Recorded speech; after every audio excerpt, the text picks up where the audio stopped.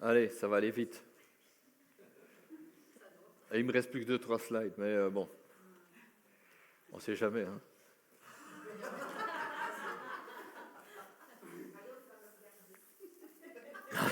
Ça dépend combien Chantal a de questions. Ouais. Le temps pour les questions, c'est 10 minutes.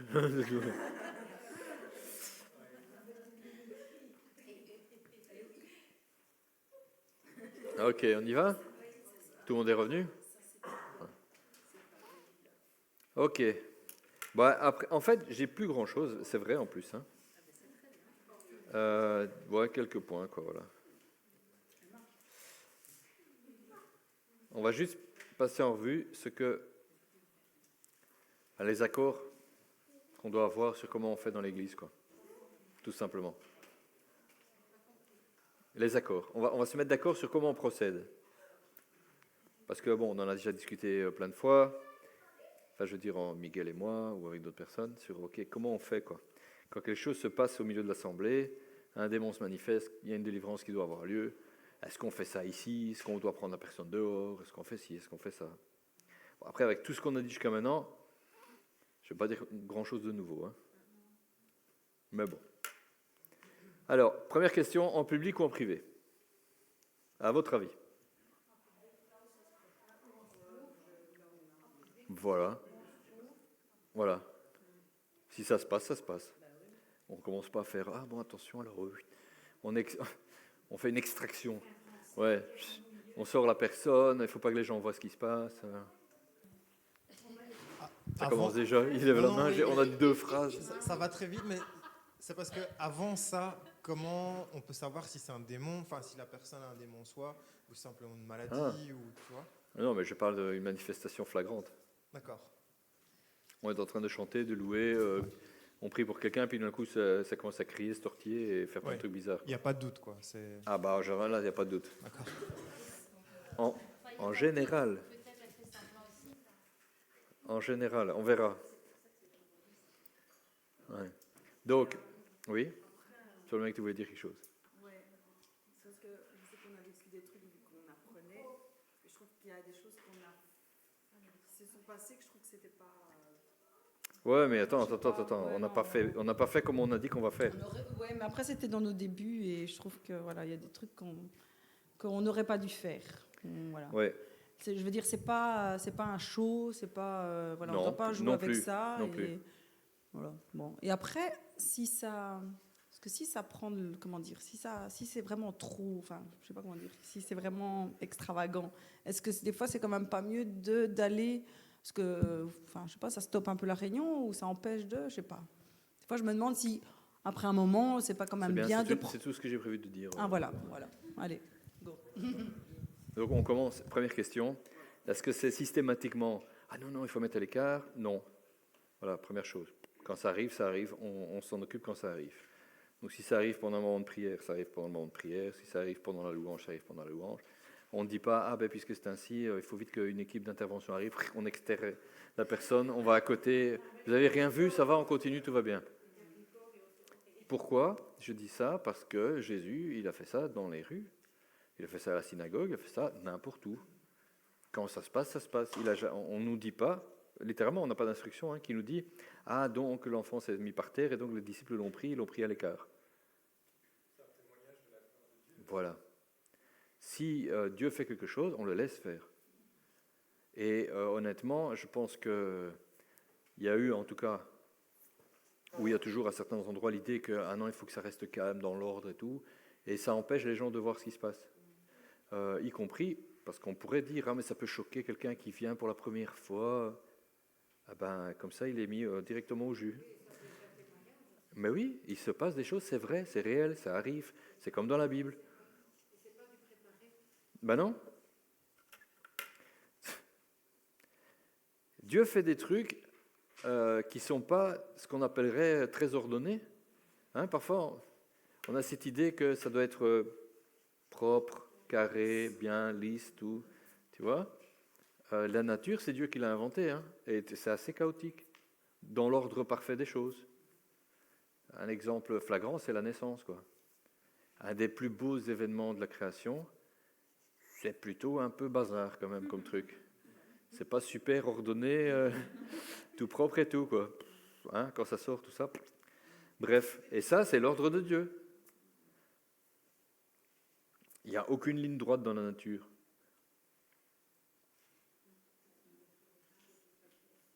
Il n'y a rien qui est droit. Dieu, il n'a pas créé un truc qui pousse tout droit comme au cordeau, là. Nous, on a inventé ça. Mais en fait, tout est des formes. Wouh, c'est chouette, c'est beau, c'est voilà. Donc, l'ordre de Dieu, c'est pas toujours ce qu'on pense qui est l'ordre. Et si un démon se manifeste, eh ben, il se manifeste et donc on le chasse. Et donc, j'ai dit ça, et après je dis, mais nous devons être vigilants. Les démons ne doivent pas faire du spectacle. On ne les laisse pas se mettre en spectacle, ce n'est pas l'idée. Donc vous voyez, Jésus a chassé le démon, on nous dit parfois qu'il y avait des cris, parfois la personne tombait par terre, le démon l'a fait souffrir, certes. Mais il y a des démons qui font le show. Ils veulent voler la réunion. Hein? Et je crie, et je réponds, et je dis des trucs, et on ne commence pas à parler avec, c'est bon quoi. Tu te tais, tu sors. Après, il se passe parfois avec cri la sortie, mais c'est pas, il commence à dire des trucs, et puis on commence à en faire un show, je te passe le micro. Il y a des endroits où ça se fait pas ici. Deuxième chose à laquelle on fait très attention, c'est la dignité de la personne. Ça va de soi, mais il faut quand même le dire. Il y a l'intégrité de la personne, la dignité, voilà. Hein, une femme arrive en jupe, elle tombe par terre, ben on la couvre, quoi. On fait attention. Parfois, elle a envie de se déshabiller parce que le démon, c'est ce qu'il veut lui faire faire. Ben, ça, on l'empêche. On lui dit t'arrêtes ça tout de suite. On peut lui ordonner et s'il faut, de nouveau, on intervient manu militari, entre guillemets. Parfois, il essaie de griffer la personne, elle se fait du mal elle-même, c'est pareil, quoi. Donc on n'est pas là pour faire du show, pour montrer les choses, on lui interdit de le faire. Tu lui interdis. Tu as l'autorité, tu lui dis d'arrêter tout de suite. Tu peux être très surpris du nombre de choses qu'il arrête de faire quand tu lui dis. Hein. Et parfois, il continue. Hein, il te teste un peu. Encore une fois, l'autorité, elle est testée. C'est comme un petit enfant ou un animal. Hein.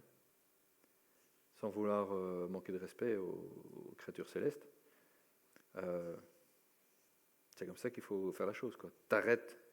Mais parfois, il essaie de continuer. Ben, tu dis non, t'arrêtes. Et c'est pas en criant plus fort ou je sais pas quoi. Tu restes dans la position d'autorité, quoi. Je t'ai dit d'arrêter, t'arrêtes, quoi.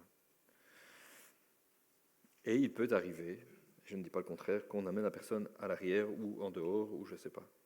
Si vraiment ça fait du ramdam et que tout le monde est là en train de se demander ce qui se passe, qu'est-ce qu'on fait, on arrête le culte, enfin je sais pas, parce que vraiment ça devient trop exubérant.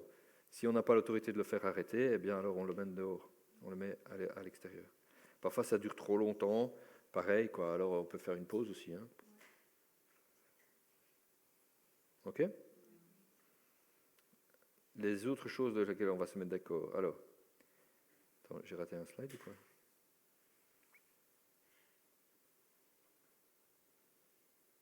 J'ai 2 fois le même diapo, c'est pour ça que je me demandais s'il était passé ou pas.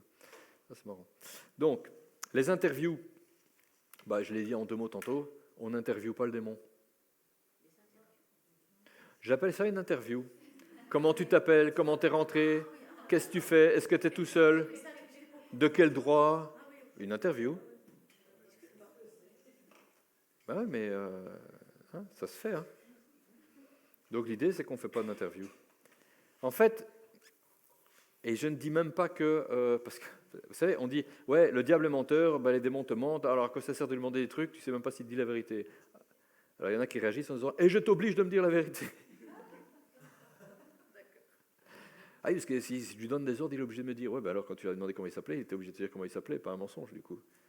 Ça n'a pas tellement de sens. Donc on tourne en rond dans ce genre de choses, tu n'as pas besoin de lui demander. Interroge le Saint-Esprit. Enfin, c'est un peu bête d'interroger le démon. Si tu as besoin de savoir comment il s'appelle, Saint-Esprit, comment il s'appelle ? Je sais pas moi. Enfin bon, voilà. Encore une fois, il y a des bouquins tout entiers sur le nom des démons. Nanana. Bon. Donc nous ne croyons pas qu'il faille absolument interviewer les démons.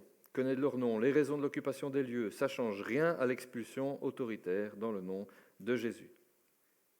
Le pourquoi tu étais là, je ne veux même pas le savoir. T'en vas. C'est comme pour la maladie.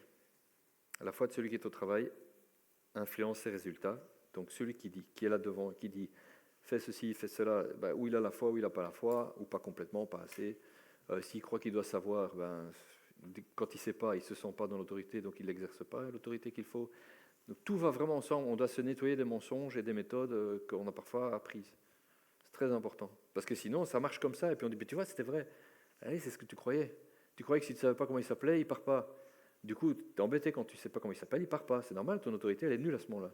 Tu te dis, ouais, mais c'est pas son nom, là, il ne va pas obéir. Et puis tu dis, tu vois, c'était vrai. Oui. Lui, il voit bien dans tes yeux que tu n'y crois pas du tout, là. Donc, il n'obéit pas. Pour rappel, l'ombre de Pierre suffisait à faire fuir les démons. Il n'y avait pas d'interview. Hein. Les mouchoirs de Paul faisaient fuir les démons. Il n'y a pas d'interview, il n'y a pas de comment tu t'appelles, de quel droit tu es là, est-ce que la personne est au courant, est-ce qu'elle veut bien.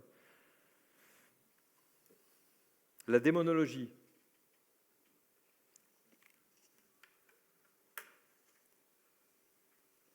Alors, il n'affiche pas le même slide que moi. Il y a un bug. Moi, j'ai la démonologie, vous avez la peur, la manipulation et les traumas. C'est pour ça que j'ai 2 slides la même. En fait, il y a un bug. Attendez, hop, stop. Donc j'ai peut-être raté un slide à cause de ça. Je me disais bien qu'il y avait un truc qui allait pas. Hop, présenter. Plink. Donc, ça, je l'ai dit. On est vigilant. Deuxième chose. Il y a peut-être... Voilà, il me semble, il manque un slide. Donc, il n'y a pas de méthode ou de recette de cuisine. Mais voilà quelques directives qu'il nous faut garder à l'esprit. Demandez la guidance à Saint-Esprit pour savoir ce qui se passe vraiment. Parce qu'effectivement, ça peut être une manifestation de la chair, ça peut ne pas être un démon. Il n'y a pas longtemps, quelqu'un disait « Ouais, mais je ne sais pas, moi je tremble et tout, est-ce que ce n'est pas un démon ?» Pourquoi tu penses que trembler c'est un démon ? Enfin, quand tu as des émotions fortes, tu ne trembles pas. Quand tu pleures, tu ne trembles pas. Quand tu ris très fort, tu n'as pas mal aux zygomatiques et au ventre. Je ne sais pas moi. Hein ? Quand tu bois un café, tu es nerveux. Ça peut te faire trembler les mains aussi.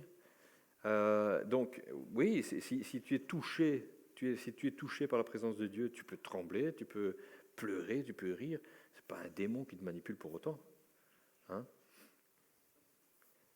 Tu peux avoir aussi tes émotions, ton corps, quoi, ta chair, qui veut pas que tu ailles devant dire quelque chose, tu te mets à trembler, tu sens que tu as une espèce de « non, je ne veux pas y aller ». Bah ouais, va, lutte contre ta chair, il n'y a pas de problème, quoi. Ouais, mais c'est peut-être un démon. Il y a des gens qui voient des démons partout. Mais vraiment. Hein. C'est-à-dire qu'à la limite, même une tentation, c'est un démon. Tu vois ? Ouais, j'ai envie de ça, je pense que le diable essaye de me... Le diable essaye de... Non, la Bible te dit que tu es tenté par les désirs de ton cœur. C'est du fond du cœur que naissent les tentations et les envies, et donc, si tu les écoutes, après tu pêches. Et, il ne te dit pas, les démons sont là tout autour de toi en train de dire « Ouais, fais ci, ouais, fais ça, nanana ». Non.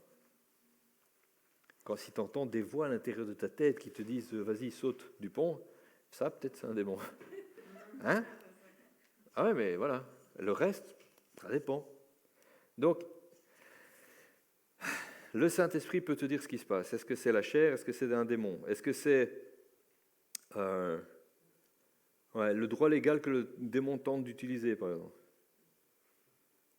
Ça, c'est intéressant parce que parfois, on dit « Ouais, il a peut-être le droit de rester. Il faut lui demander. » Demande au Saint-Esprit.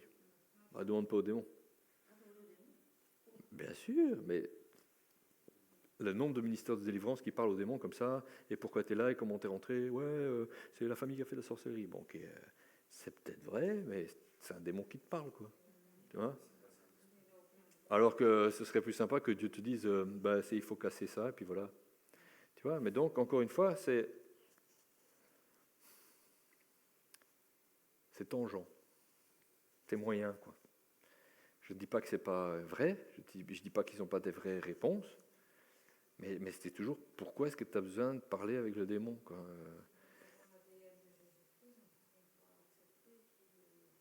Non, mais la personne qui a des démons, elle a des démons. Ils sont rentrés à cause de quelque chose, tu vois. On n'attrape pas des démons juste comme un rhume, quoi. Après, ils n'ont pas le droit de rester quand toi tu leur dis de partir. C'est tout, parce que l'autorité, elle est surtout sa puissance. L'autorité, c'est le juge qui dit, bon, c'est fini. Et ça, c'est parce que Jésus a gagné. Donc, l'aspect légal des choses, il y en a un, et puis il y a un aspect légal qui est supérieur à tous les autres, c'est Jésus a gagné. Donc il a gagné, il a l'autorité sur tout le monde obéit. En dessous de lui, c'est tout. La chaîne des commandements, elle est à partir de Jésus jusqu'à tout en bas. Donc, s'il dit, ouais, mais j'ai le droit de rester parce que je ne sais pas quoi, eh ben, tu l'as plus. Tu l'as, mais Jésus a payé. Et tu l'as plus. Avec les chrétiens, il peut se passer des choses quand même.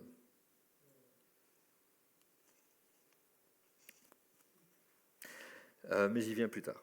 La personne est-elle dans le show ou la manipulation?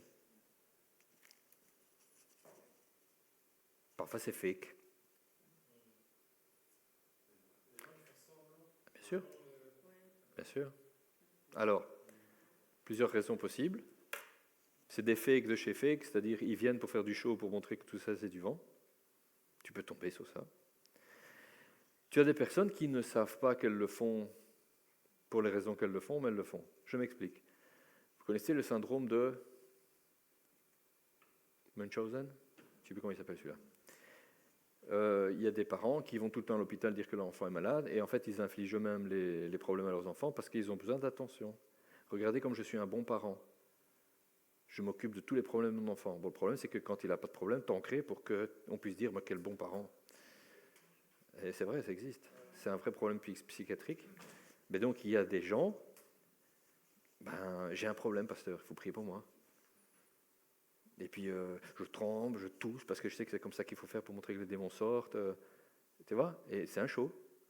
Parce que la personne, elle est dans une espèce de manipulation, un cercle vicieux qui dit « j'ai besoin d'attention, il faut qu'on s'occupe de moi, j'aime qu'on prie pour moi, j'aime qu'on s'occupe de moi. » 1 fois, 2 fois, 3 fois, 10 fois, 20 fois. Bon. Ou tu te rends compte après 6 mois, ou tu pries pour que Dieu te dise « non, c'est pas la peine. » quoi. Et donc là, tu es là, tu dis « arrête. Arrête de trembler, il n'y a pas de démon, qu'est-ce que tu fais ?» Bon, ça arrive. C'est la manipulation, quoi. Donc nous avons besoin de discernement, vraiment. Je dis, il n'y a pas de méthode ou de recette de cuisine, donc il y a la guidance du Saint-Esprit, il y a la louange et l'adoration. Et il y a qui s'occupe. Alors on est dans le pratico-pratique. Quand ça se passe et qu'on est en groupe, il y a une tendance naturelle chez les chrétiens que tout le monde s'en mêle. Hein? Quelqu'un prie pour quelqu'un. Et la personne tombe par terre, commence à trembler, et la personne, du coup, elle se met par terre, elle dit « Au nom de Jésus, tu sors, nanana. » Ceux qui sont autour, ils font pareil. C'est l'occasion ou jamais d'y aller, on n'est pas tout seul, ça a commencé sans nous, donc on va mettre sa pierre à l'édifice, comme ça. Et puis on arrive avec une personne qui est par terre, et 5, 6, 7 personnes autour, qui sont là, « Allez, au nom de Jésus, vas-y, dégage, tout, c'est pas. Ça fait vraiment bazar. Et je pense même que c'est contre-productif. Donc, ce n'est pas de la théologie ce que je vous dis, c'est vivre. On s'est déjà mis d'accord avec Miguel. Si quelqu'un prie pour quelqu'un et qu'un démon se manifeste, cette personne continue. C'est tout. Alors, je vous dis ça pour vous encourager aussi, parce que souvent, la première fois que ça nous arrive, on est là, « Oh là, pasteur !» Ah oui, parce qu'il n'y a pas que ceux autour qui veulent s'en mêler. Parfois, c'est la personne qui dit « Oh, qu'est-ce qui se passe? J'avais pas prévu ça. Il me faut de l'aide. » Bon, sois tranquille. Si ça a commencé avec toi, c'est qu'il y a quelque chose en toi qui fait que ce démon-là commence à trembler. Donc, continue. Vas-y, construis ta foi, augmente ton assurance. Ça a commencé avec toi, tu continues. Vas-y. Alors bon, si vraiment tu n'es pas à l'aise, on prendra le relais. Mais il faut d'abord, a priori, c'est continuer. Donc quand vous voyez, quand on a plusieurs à prier, quelqu'un a un résultat comme ça, merci Seigneur, vas-y, continue, sois béni, vas-y, sors-le jusqu'au bout. Il a commencé à réagir, il doit sortir. Ok? Règle de base. Donc on ne se met pas à plusieurs, ça ne sert à rien. C'est comme si, je ne sais pas si, alors, qui a un animal domestique? Pas tout le monde, mais bon. Si on est 5 à lui donner des ordres, ça ne marche pas du tout. Même si c'est le même ordre, a priori. Parce qu'il écoute un, puis l'autre gueule, oh tiens, qu'est-ce qui se passe? Et puis l'autre, puis à la fin, si c'est un chien, il regarde comme ça de l'un à l'autre, il ne sait pas, j'y vais pas, pourquoi ils me demandent tous la même chose, pourquoi ils crient tous? C'est un qui crie. Et a priori, il ne faut pas crier. Hein? L'autorité ne vient pas dans le volume de la voix. Maintenant, alors j'ai déjà eu des conversations avec certaines personnes de la communauté, entre autres, en disant, moi je pense vraiment, il ne faut même pas crier. Mais la Bible dit que Jésus a dit d'une voix forte, qu'il a menacé.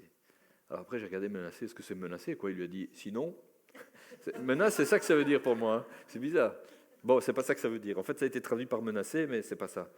C'est le dire avec autorité, fermeté, etc. Donc, c'est genre, t'obéis, quoi. Ça se discute pas, en fait. D'accord? Mais, ok, d'une voix forte, bon, hausser le ton. Et là, j'en viens à dire ceci, mais ça, c'est ma conclusion personnelle. Peut-être que dans 5 ans, je dirai autre chose. Hein. Ça dépend, chaque personne, comment elle exerce son autorité. Il y a des gens qui exercent leur autorité à la maison, et ben, c'est avec un volume sonore à 97 décibels. Il y en a, c'est juste, te regardes droit dans les yeux et tu as compris, quoi. Tu vois? Ben, c'est ça, en fait. Donc, on doit le dire avec autorité. Ok, c'est même pas la nôtre, mais soit. Pour y mettre la foi qu'il faut, parfois, on a l'impression que je dois prendre, je prends la position qu'il faut, la stature et tout, l'expression, je fronce les sourcils et je fais le doigt. Ouais, vas-y, fais-le, si c'est comme ça que ça marche, tu vois. Mais c'est pas parce que tu vas crier plus fort qu'il va écouter plus fort. Donc si quand tu lui dis 1 fois, 2 fois, 3 fois, ça marche pas, c'est que ton autorité, c'est comme un enfant qui te regarde, fait... Bon, ben, après, lui mettre une baffe, tu vois, c'est que ça marche pas, c'est que tu n'as pas l'autorité qu'il faut. Tu n'y crois pas. C'est pas vraiment menaçant, tu vois. Donc là, les démons, c'est la même chose. Quelqu'un commence, il y va, on s'en mêle pas. Il crie pas, c'est pas la peine de crier. Tu sais que c'est en fait une question de position, de stature. Je parlais de la louange et de l'adoration, ça c'est la bonne chose à faire. Donc, quelqu'un a un résultat, quelque chose est en train de se passer, ceux autour, ce qu'ils font, c'est louer. L'atmosphère de louange, il n'y a pas mieux, quoi. Parce que tu augmentes le feu, en fait. Et là, tu as le démon qui était déjà pas content, là, il est vraiment pas content, de moins en moins, tu vois. Et c'est ça qu'il faut faire autour. Merci Seigneur, le Seigneur est vivant, merci Jésus, ta gloire est là, que ton feu descende, amen. Et là, le démon il est là, non, arrêtez, ouais, c'est ça. Il n'est pas content, là. Mais il y en a qu'un qui dit dégage. Et oh, t'as entendu, je t'ai parlé. Il y en a qu'un qui fait ça, c'est pas la peine. Parler en langue, si on ne sait pas quoi dire, alors on peut prier en langue, ça oui. Autant qu'on veut. C'est pareil que de louer. Ok. Après, ça c'est plus à la demande, mais bon, c'est un point aussi intéressant. Je disais, interviewer les démons, pas la peine. C'était mon slide d'après, en fait, je l'ai fait dans le désordre, du coup. Mais c'est pas grave. Mais par contre, la parole prophétique, la parole de connaissance, ça c'est intéressant. Donc quand je disais, t'interroges le Saint-Esprit, oui. Ce qu'on a déjà remarqué, ça c'est l'expérience. Donc de nouveau, vous voyez, c'est pas de la théologie, c'est de l'expérience. À plusieurs, c'est bien, en équipe, mais pas tous crier. Donc il y en a un qui s'occupe de donner des ordres, parce que bon, pour prendre, voilà, tu exerces cette autorité physiquement, tu n'es pas toujours affûté à ce moment-là d'écouter, Seigneur, qu'est-ce qui se passe, on fait quoi, tu vois. Par contre, tu peux en avoir autour qui font ça. Ok, Saint-Esprit, est-ce qu'il y a une directive particulière? Parce que il peut te donner une directive particulière. Hein, fais ceci, brise cela, parle-lui de ceci, je sais pas moi. Ok, mais alors c'est en équipe. Donc il n'y en a qu'un qui ordonne aux démons, et l'autre il fait, psst, parle de ça. Ah ouais, ok. Oh, alors maintenant tu fais ça. Hein, ça peut. Donc ça, c'est intéressant. Interview, pas besoin. Pas besoin de savoir comment il s'appelle. Tout ça. En tout cas, on ne lui demande pas. Si c'était une information utile, alors le Saint-Esprit la donne. La peur, la manipulation et les traumas, c'est un autre petit point. Dans tout ce qui se passe, il ne faut pas oublier une chose. C'est qu'il y a un être humain qui est en train de se faire dépasser par ce qui est en lui et qui ne lui veut pas du bien.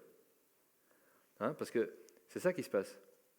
Quelqu'un parle, enfin, c'est pas lui qui parle, c'est le démon qui parle à travers lui. Qu'est-ce que ça fait?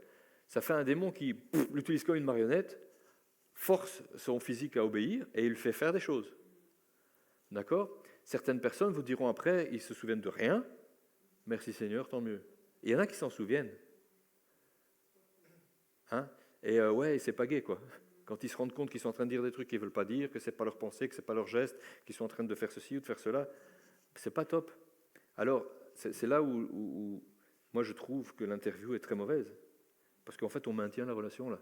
La domination du démon sur le corps de la personne, tu vois, et je te parle, tu me réponds, et je fais du show, et je dis à tout le monde, donc vous avez entendu, il se passe ça, le démon dit ça, non, non, et je lui passe le micro, parce que parfois c'est comme ça. Et tu dis, mais quoi, et la personne, quoi? C'est quoi ce show? Et lui, en entendant, il est là, il attend, quoi. Il attend la délivrance, et parfois il se rend compte de ce qui se passe. Parfois pas. Tant mieux pour les fois où il ne se rend pas compte, mais quand même. Et puis quand c'est enregistré, il le verra plus tard. C'est moyen, quoi. Donc nous, on a déjà dit, on ne cache rien, ça se passe devant, l'Assemblée le voit. Par contre, les caméras, on a déjà dit, pas de gros plans, pas de machin. On n'a pas besoin de faire ça. C'est pas utile. Il y a des gens qui vont le vivre très bien après. Ouais, j'ai été délivré, merci Jésus, vous avez vu, c'est mon témoignage. Et il y en a d'autres qui le vivent comme un trauma permanent, quoi. Chaque fois qu'ils le revoient, c'est ah ouais, j'ai passé par tout ça, tout le monde m'a vu, c'est sur le net et tout. C'est pas génial.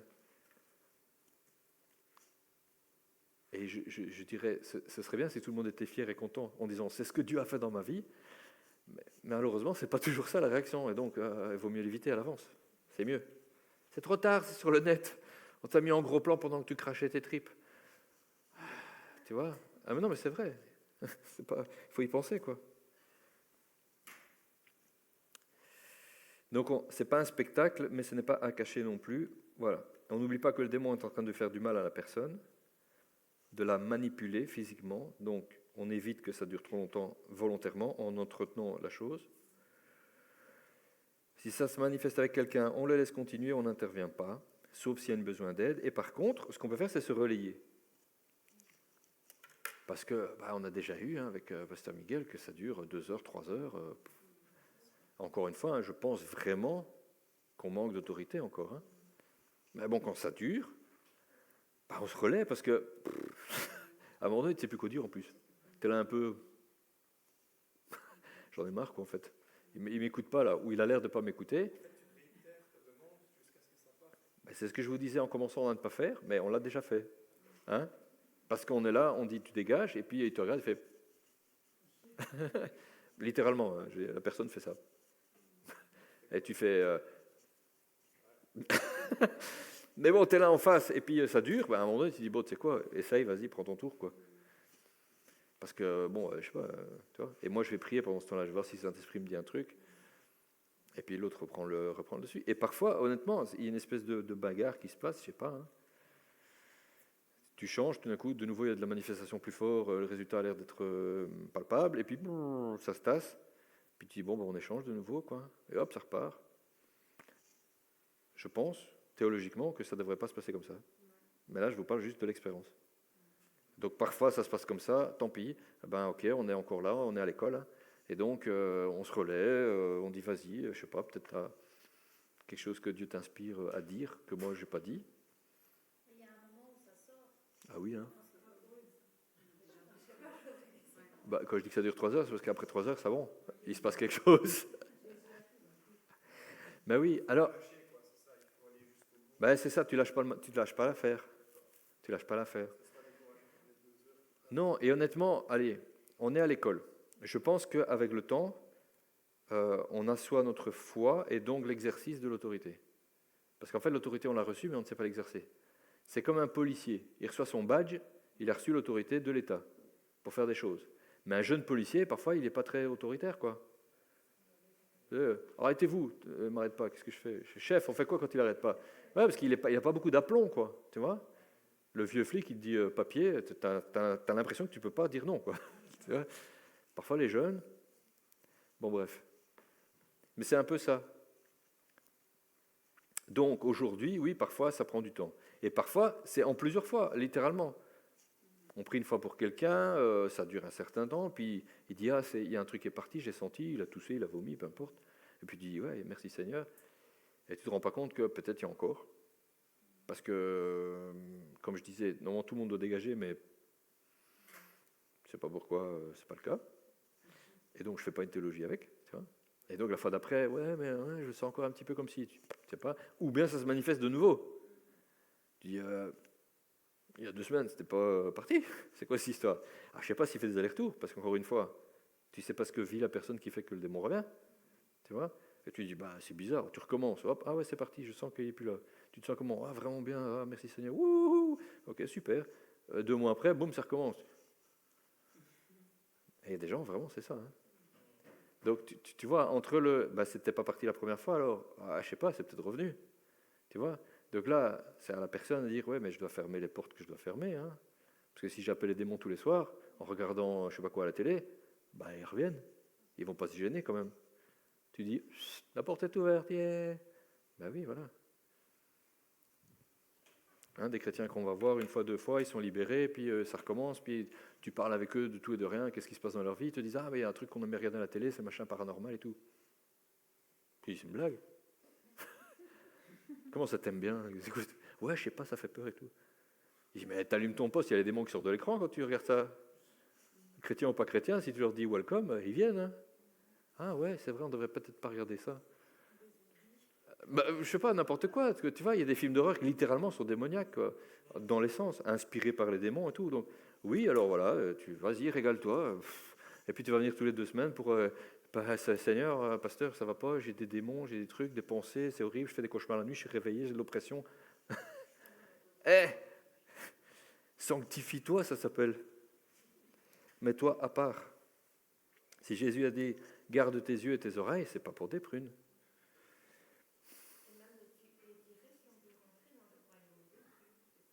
Pardon? Si ton œil est pour toi une occasion de chute, oui. Mais non, mais on doit garder vraiment les portes de son âme, quoi. Ok, petite note sur la démonologie. Donc je disais, vous avez trouvé des ouvrages entiers sur ça. Les catégories de démons, la hiérarchie, comment qui s'appelle, qui va avec qui loge avec qui s'entend bien avec qui, quels sont les hommes forts qui suivent les autres. Enfin, et souvent c'est bâti sur l'expérience de certains ministères qui disent, bah ouais, mais quand j'ai chassé, je sais pas ça, il y a encore ça qui doit sortir, puis ça qui doit sortir. Et maintenant que je fais une liste à chaque fois, j'ai plus de résultats. Ok, peut-être. C'est pas biblique. Ça ne veut pas dire que c'est anti-biblique, mais en tout cas, je n'ai pas d'exemple dans la Bible qui dit ça, donc est-ce qu'on doit le faire? Je ne pense pas. Je pense que ça peut être sans. Et puis, il y a un côté, j'ai marqué, la phrase est peut-être un peu forte, hein, mais c'est plus proche du spiritisme et de l'occultisme que de Jésus et des apôtres. Tu vois, les médiums, ils adorent ça. Hein. Les noms des démons, les trucs, les machins. Il y a un peu de ça. Tu vois? J'aime bien, c'est un sujet d'étude, je veux savoir, et du coup tu les interroges pour en savoir plus, et d'où tu viens, qu'est-ce que tu as fait, c'est qui ton chef? Pourquoi?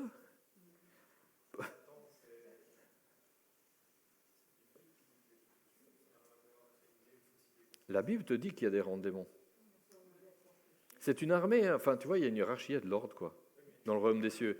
Bah, il était un archange placé très haut, chef de la louange, etc. Sur la montagne de l'Éternel, dans sa présence. Bah, ils ne sont pas tous dans la présence permanente de Dieu, etc. Tu vois? C'est pour ça qu'à un moment donné, il était rempli d'orgueil. Il s'est dit, ouais, mais moi je suis spécial parmi tous les autres là. Il s'est vu particulièrement bien. Et il est tombé. Tu vois? Hein, on nous dit que Michael est un des chefs, on nous dit que Gabriel, il a envoyé pour dire des choses super importantes, des grands messages, quoi, l'annonce de la naissance de Jésus, tout ça. Ok, donc il y en a des spéciaux, ils ont leur nom, c'est très bien, c'est comme ça que ça marche, oui. Il y a ceux qui sont autour du trône, il y a les créatures qui sont autour du trône de Dieu en permanence et tout ça. Ah, ils ont un poste spécial, quoi. C'est pas tous qui sont là en permanence. Soit. Mais on ne te dit pas étudie ça. Surtout pas pour les démons. Alors, ils sont tous tombés en vrac, ceux qui ont suivi Lucifer. Ouais, donc ils avaient leur rang et leur truc. Et dans le domaine des démons, sans doute qu'ils ont gardé leur rang et leur hiérarchie, tu vois. Mais pas important. Paul, il a reçu cette révélation quand il dit qu'on n'a pas à lutter contre la chair et le sang, mais contre les dominations, les principautés. Ok, il cite des noms. Principauté, domination, puissance. Ok. Il n'a pas dit qu'on devait en faire quelque chose. Hein. Tu vois, si Dieu te révèle des choses, tant mieux. Mais si Paul, qui a reçu cette information-là, ne nous dit pas, alors, contre les dominations, il faut faire ceci, contre les puissances, c'est ça, et attention à ne pas s'adresser à eux. Donc, pas important.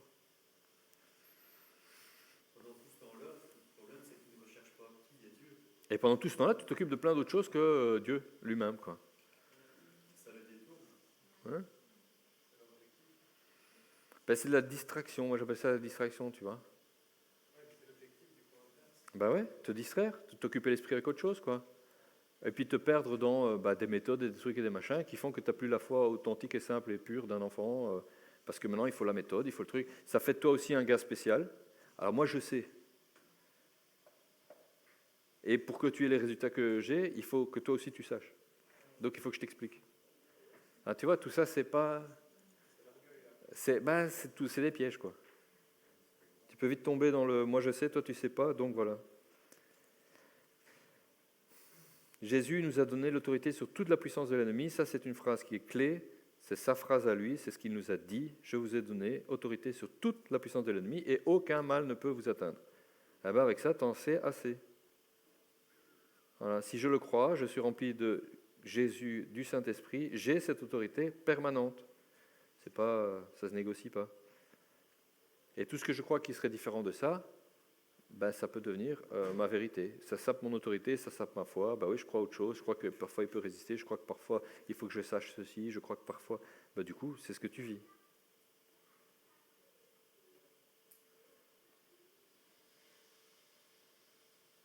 Dernier slide. J'ai dit que j'en avais plus beaucoup. Chasser, guérir, c'est notre devoir à tous. C'est pas un ministère particulier. C'est surtout ça que ça veut dire. Hein? Aujourd'hui, c'est malheureusement, je ne sais pas si c'est malheureux, mais enfin bon voilà, c'est un état de choses. On a inventé le ministère de délivrance. Et puis, comme le ministère de guérison, d'ailleurs. Mais le ministère de guérison, on pourrait dire qu'il y a le don des guérisons. Peut-être tu as reçu le don des guérisons, donc tu l'exerces.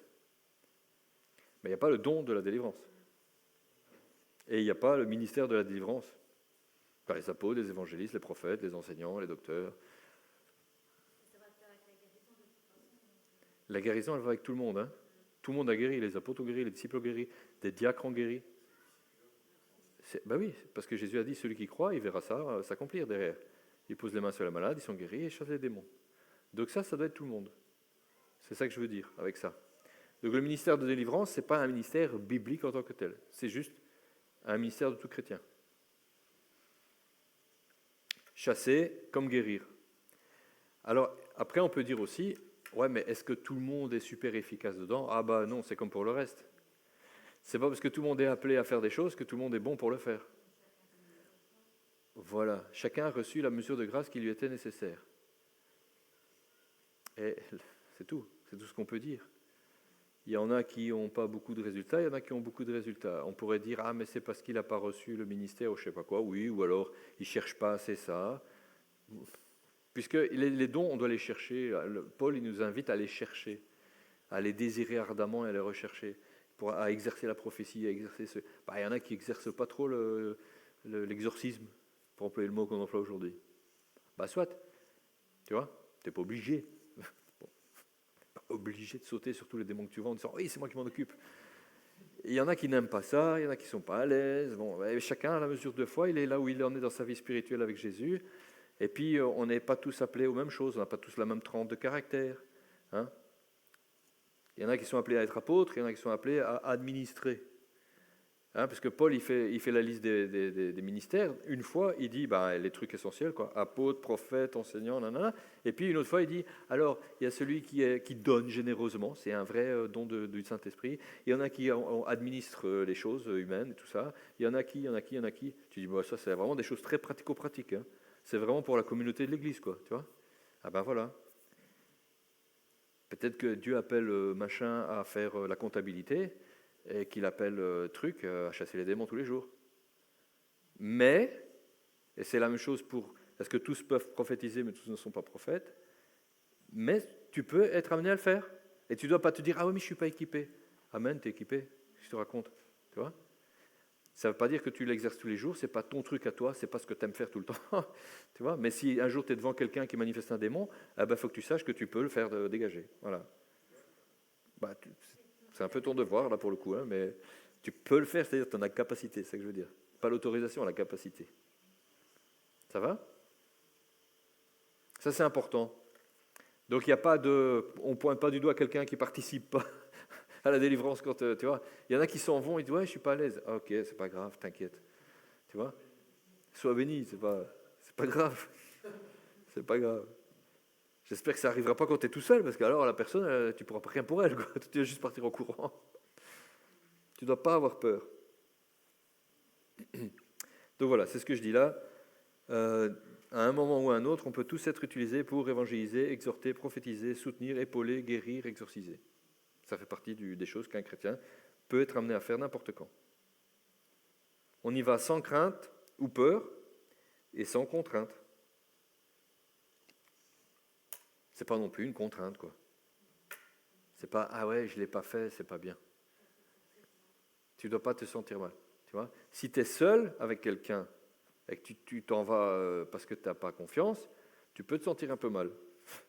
Tu vois, parce que bon, si tu as été enseigné et que tu sais que tu as l'autorité, que Jésus est avec toi, que tu es un enfant de Dieu, qui doit t'obéir et tout, et que tu n'essayes même pas, c'est un peu non-assistance à personne en danger. Hein? Mais quand tu es en communauté, ça, c'est pas grave. Il y a quelqu'un qui va le faire. C'est ça qu'on veut dire. C'est pas grave. Le premier endroit où toutes ces choses s'exercent, c'est toutes les personnes qui sont déjà parents, c'est en famille. Ben oui. Prophétiser, poser les mains sur tes enfants, toutes ces choses-là, ça doit être... C'est notre quotidien. Ouais. En fait, l'Église, il y a la maison, donc, où en tant que parent, on a l'autorité spirituelle, en tant que père ou mari, on a l'autorité sur la maison. Donc on doit exercer ça là, c'est le premier endroit, tu vois. Comme tu dis, prier pour tes enfants, etc. Si on ne l'exerce pas là, on ne l'exercera jamais nulle part. Tu vois. Après, il y a l'Église. Parce que l'Église, c'est une safe place, c'est ce qu'on n'arrête pas de dire. C'est le bon endroit pour le faire. Tu as des pasteurs, tu as des gens qui sont là, des prophètes, etc. Donc j'ai une parole, vas-y, exerce, teste. On ne sait jamais. Peut-être tu commences à entendre Dieu un peu clairement, tu vois. Peut-être qu'il te dit vraiment des trucs et que tu ne t'en rendais pas compte jusque-là. Donc teste. Ah, mais j'ai l'impression que si ça fait flop, c'est pas grave. C'est pas grave. On apprend. Tu es à un endroit où ça peut arriver, tu vois. En tout cas, ici. Ouais, il y a des endroits où on te dirait, bon, bah, tu prends plus le micro, tu as dit un truc faux. C'est juste pour un cas pratique. Hein. Donc tu crois avoir une prophétie pour quelqu'un et tu peux te planter. Bah oui. D'accord. C'est ce Mais que je viens de comment dire. tu sais, la personne qui Littéralement, reçoit le c'est ce que je viens de message, dire. comment il sait si... D'accord. Alors, la prophétie, alors bon, il y a deux choses. Hein. On parlera des dons une fois en détail, mais donc, la prophétie, c'est annoncer quelque chose qui n'est pas encore là. D'accord ? Mais en fait, prophétie ou prophétique veut juste dire littéralement inspiré de Dieu. Donc, quand tu annonces quelque chose à venir, oui, ça c'est de la prophétie, donc c'est à l'avance, c'est inspiré de Dieu. Tu dis quelque chose d'inspiré, tu penses que c'est inspiré. L'Ancien Testament, si ça arrive, on sait que tu es un prophète de Dieu. Si ça n'arrive pas, tu peux être mis à mort. Ancien Testament. Nouveau Testament, Paul dit que tous prophétisent, allons-y gaiement, et les autres jugent. Parce que nous avons maintenant tous l'Esprit de Dieu en nous. Donc tu dis, je pense que j'ai quelque chose de Dieu. Bah, quand on est en communauté avec un micro et tout le bazar, c'est bien d'aller le dire devant à l'oreille de celui qui dirige, et puis qui te dira, tu dis pas ça, non, pas une bonne idée. Ou bien qui dit, vas-y, dis-le, c'est bien. Hein? Bah, tu dis, tu testes, et puis les autres, ils jugeront. En disant, ne me parle pas, ça a l'air bizarre ce qu'il dit là. Soit. Ou bien, ah ouais, ça c'était de Dieu, merci mon frère. Et puis ils vont te dire, c'était bien ce que tu as dit, j'avais besoin de l'entendre. Et toi, ça te, tu m'as parlé, j'étais bien inspiré. Ça te booste. Hein? Mais tu as le droit d'exercer, de tester, pardon. Si tu ne le fais jamais, tu vois, tu as quelque chose, tu dis, je pense que, non, et tu dis jamais rien, tu ne sauras jamais. Et Dieu ne va jamais continuer, parce que, à quoi ça sert, tu dis rien. Hein? Ou alors aller le dire après tout seul à part, les premières fois c'est dangereux aussi. Parce que si c'est une grosse bêtise, ça peut déstabiliser celui qui la reçoit. C'est pour ça que je dis, tester en groupe, c'est tester en groupe. C'est-à-dire, écoutez, je pense que Dieu dit ça. Et comme ça, les autres sont là pour dire, non, Dieu ne dit pas ça. Dans l'amour. Hein, c'est pas, qu'est-ce que tu as dit? Tu as parlé à la place du diable.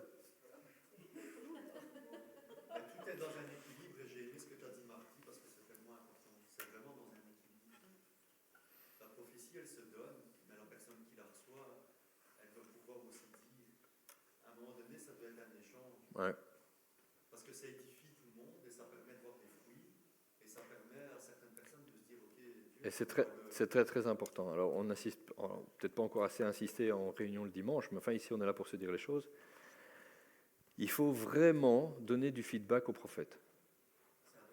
J'insiste là-dessus parce que c'est déjà de l'expérience aussi. Hein. On a eu des gens qui ont fait le tour comme ça en disant à des gens des trucs totalement à côté de la plaque. Mais que personne ne dit c'est pas juste en fait. Je ne sais pas de quoi tu parles. Ouais, parce que Dieu m'a dit que dans ta vie, il y avait ça. Pas du tout. Tu te bats avec ça, même pas en rêve. J'ai jamais entendu parler de ça, ça ne me concerne pas. Et tu dis rien. La personne, son assurance, elle fait que se booster avec le temps. Hein. Plus jamais tu lui diras qu'elle se trompe. Surtout si c'est pas arrivé pendant 5 ans, c'est fini quoi. C'est de quel droit tu me dis que je me trompe, je ne suis jamais trompé. En fait, si, un paquet de fois, mais personne ne te l'a jamais dit, c'est ça le problème. Tu vois ? Alors, le problème de ça, c'est que, la personne peut tomber dans l'orgueil et tout, croire toujours que maintenant, tout ce que j'entends, c'est pur et dur, et je vais le dire. Et d'un autre côté, tu as des gens qui disent, mais tout ça, c'est n'importe nawak. Hein. Tu vois, des incrédules qui débarquent ou des gens qui sont un petit peu comme ça dans la foi, ils arrivent, et puis le gars, il dit, ouais, Dieu me dit, non, non, il dit ça là-bas, là-bas, là-bas. Ils le font, wow, dingue. Et puis il vient vers elle, et toi, non, non, non. Et ils disent rien, mais c'était complètement faux. Ah ben, ils disent, ah ouais, donc là-bas c'était faux, là-bas c'était n'importe quoi en fait. Le mec il dit n'importe quoi et tout le monde fait oh, c'est du show quoi. Et ils reviennent plus. Hein. Et j'ai entendu ça. Donc des gens qui ont dit ouais, mais un tel il a raconté ça, c'est n'importe quoi.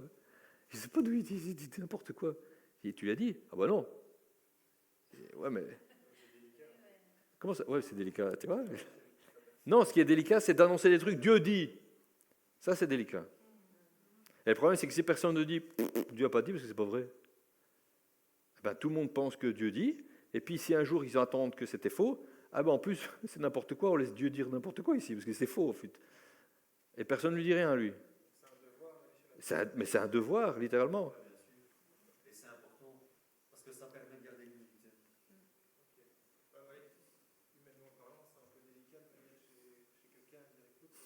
Mais si la personne le fait dans l'amour et dans la révérence par rapport à Dieu, elle va l'accepter. Ouais. Aucun problème. Tu vois, en fait, si tout ce qui se passe est sain, pas avec un T au bout, mais S-A-I-N, hein, eh bien on doit pouvoir se dire ça, justement. Je viens et je dis, j'ai l'impression que Dieu... Déjà, je vais vous dire un truc. Donc, dans cette communauté, nous, on a pris le pli de dire, j'ai l'impression, je pense que le Saint-Esprit dit ça, je l'entends comme ça, d'accord ? C'est ce que je reçois. Plutôt que de dire, l'Éternel dit. Non, mais moi, j'ai grandi dans une communauté où c'était comme ça. Hein. C'était à la première personne. Mon peuple, je te dis, non, non, non, non. Quand c'est à côté de la plaque, c'est embêtant. Hein. C'est encore pire, vous allez dire à quelqu'un qui a dit, c'est pas moi qui parle, hein, c'est Dieu qui parle directement. Dieu dit. Et en fait, je te parle à la première personne du singulier. Quoi. Je te dis, non, non, non, et je t'envoie, et je te... Ok, en fait, pardon frère, mais c'était pas ça. Quand quelqu'un dit j'ai l'impression, c'est plus facile de dire, en fait, ouais, ça me parle pas. Ouais, mais on devrait prendre le pli de dire, est-ce que ça te parle, quoi ? Est-ce que ça a l'air correct, ce que je te dis, tu vois ? Parce que si on ne demande pas la question, c'est vrai qu'il faut la démarche supplémentaire de dire excuse-moi, il faut que je te dise quand même, c'est plouf. C'est un coup à l'eau. Parfois, tu peux recevoir un truc et la personne ne le comprend pas. Et le fait de dire est-ce que ça te parle, ça ouvre. Bien sûr. Ça peut, Bien sûr. je sais pas, aller plus loin. Prophétie, juste pour être sûr, enfin, tu peux définir vraiment prophétie. Alors, comme on l'entend, la prophétie, c'est annoncer des choses qui ne sont pas encore là. La parole de connaissance, ce sont des choses qui sont déjà là, que tu n'es pas censé connaître, que Dieu te dit, au sujet de la personne. C'est pour ça qu'on dit connaissance, parole de connaissance. Mais en fait, tout ça, c'est le prophétique, c'est-à-dire c'est le inspiré par Dieu. Tu vois ? Mais on va utiliser le mot prophétie pour dire un message qui est à venir. Je t'annonce quelque chose qui n'est pas encore arrivé. Ça, c'est de la prophétie. Mais littéralement, prophétie veut juste dire une parole inspirée par Dieu. Donc il y a les dons prophétiques qui sont donc d'inspiration. Et puis les autres dons. Parole de connaissance, Dieu dit que tu as un problème ou que quelqu'un a ceci, non, non, non. Parole de connaissance. Mais c'est du prophétique, hein. Mais ça, c'est une parole de connaissance. J'ai tout d'un coup une connaissance qui m'est downloadée, pour parler un jargon. Hein. Et donc la personne dit, waouh, tu pouvais jamais savoir ça, mais c'est vrai, ça me concerne, c'est moi. Voilà. Et souvent, derrière, il y a de la prophétie qui vient, parce que si Dieu dit ça, c'est parce qu'il veut dire quelque chose derrière. Ça commence par, est-ce que quelqu'un a mal quelque part? Parce que j'ai l'impression que quelqu'un a mal là. Hein? Tu vois, donc il y a toujours un côté prophétique à la chose, c'est-à-dire aussi à venir, ben, du coup, tu vas être guéri. Dieu m'a pas révélé que tu avais mal pour te dire, ah, ben voilà, je le savais. C'est un peu ridicule, quoi. Tu vois? Mais par contre, quelqu'un te dit j'ai ça et ça, et tu dis waouh, j'ai l'impression que Dieu dit que le mois prochain c'est résolu, nanana, et qu'il va s'arriver ça et ça et ça et ça. Ok, ça devient la prophétie. Et donc là, si ça n'arrive pas, on peut dire tu as parlé un petit peu de ton cœur, peut-être plutôt que de celui de Dieu, quoi. Est-ce que c'est grave? Non, si on est dans l'ordre. C'est-à-dire, on dit ben c'est pas arrivé comme tu as dit. Et la personne dit waouh, désolé, je croyais avoir entendu Dieu, et ben donc je dois me rapprocher de Dieu pour dire Seigneur, il faut que ce soit plus clair parce que je me plante. Ici, oui. Mais tu as le droit de te tromper. Nouveau Testament, tu as le droit de te tromper. C'est pour ça que la prophétie est donnée et tout le monde juge. C'est ce que Paul dit. Il faut juger avec l'Esprit de Dieu, tu vois. On reçoit une parole, peut-être c'est bien, peut-être c'est pas bien, peut-être on verra. Voilà. Voilà. Le but de la prophétie, c'est d'édifier l'Église, d'accord? C'est de reprendre, c'est pas de juger, pas de condamner, pas d'annoncer des trucs terribles. Ça, c'est. Ouais.